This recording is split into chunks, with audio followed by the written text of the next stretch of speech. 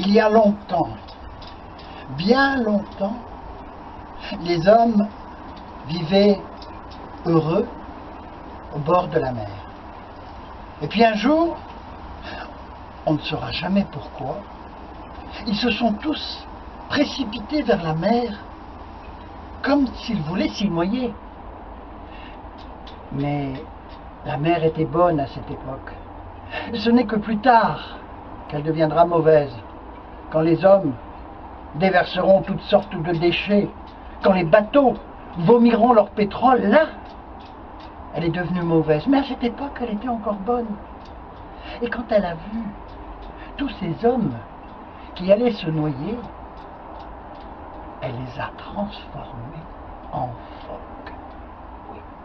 Une colonie de phoques, pas tout à fait comme les autres. En effet, cette colonie de phoques-là avait la particularité de retrouver l'apparence humaine une fois par an, la nuit de Noël. Alors la nuit de Noël, c'était un spectacle merveilleux de voir tous ces phoques qui sortaient de la mer, qui s'avançaient en rampant vers une grotte d'où s'échappait de la musique, de la lumière. Arrivé à l'entrée de la grotte, chaque phoque retirait sa peau de phoque et l'accrochait à un rocher à l'entrée. Et alors, toute la nuit, ils dansaient. Ben oui, ils n'avaient qu'une nuit par an, ils n'allaient pas la passer à dormir. Danser toute la nuit.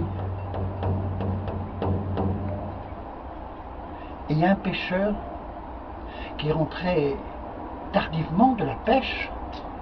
Il a vu toutes les peaux de phoque, il a vu la lumière, il a entendu la musique. Il s'est approché des peaux et il n'a pas pu s'empêcher. Il a pris une peau et il est rentré chez lui. Arrivé chez lui, il a mis la peau dans un grand coffre qu'il a fermé à double tour avec une clé.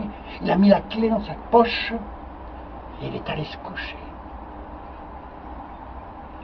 Le lendemain, il est retourné sur la plage. Alors là, tout était calme. Il n'y avait plus personne.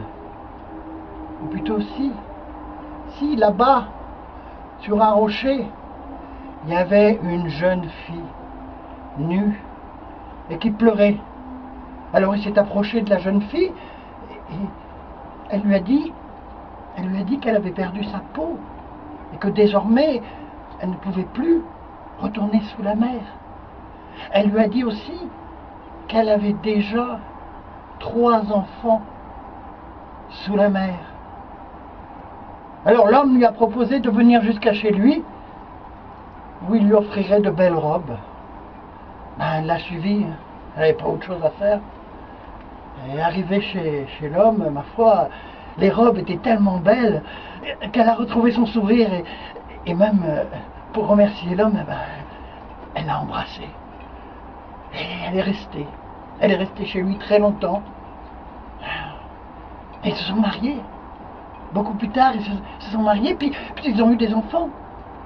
3 enfants.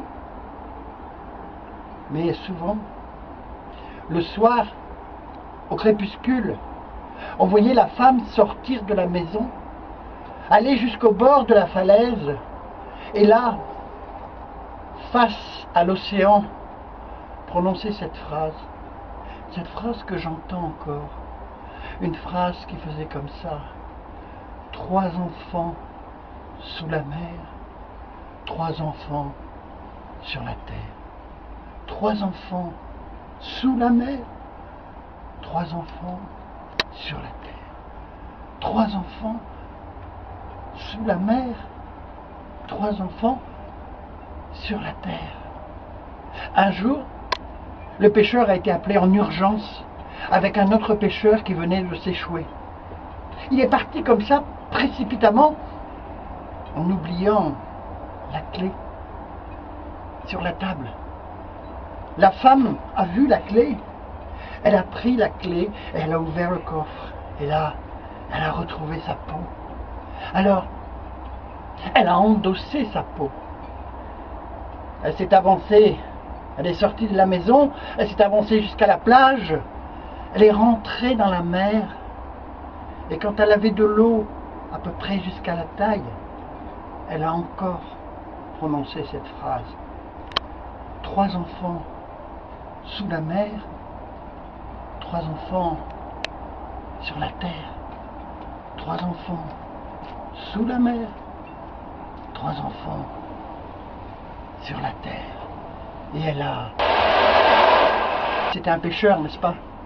Et pour gagner sa vie, eh bien, il fallait qu'il retourne sur la mer.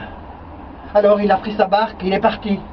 C'était un homme fier, un homme droit, qui regardait toujours droit devant lui, jamais derrière. C'est dommage, parce que s'il avait regardé derrière lui, il aurait vu qu'il y avait un phoque qui le suivait. Un phoque qui avait, comme qui dirait, des larmes aux yeux. 3 enfants sous la mer, 3 enfants sur la terre. Quelquefois, les enfants du pêcheur allaient jouer sur la plage. Et là, indubitablement, à l'horizon, il y avait une tête de phoque qui sortait de la mer et qui observait avec beaucoup d'attention les évolutions des enfants. 3 enfants sous la mer, 3 enfants sur la terre.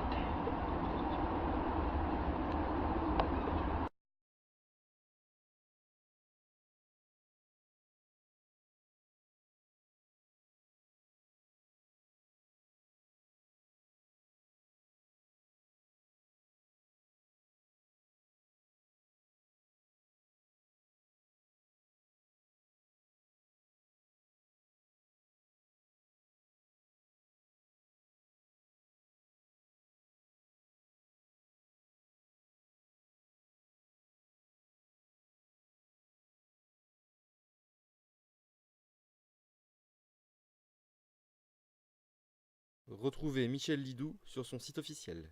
Vous pouvez également contribuer financièrement à son projet de CD de contes pour enfants, les Asticontes, sur litchi.com.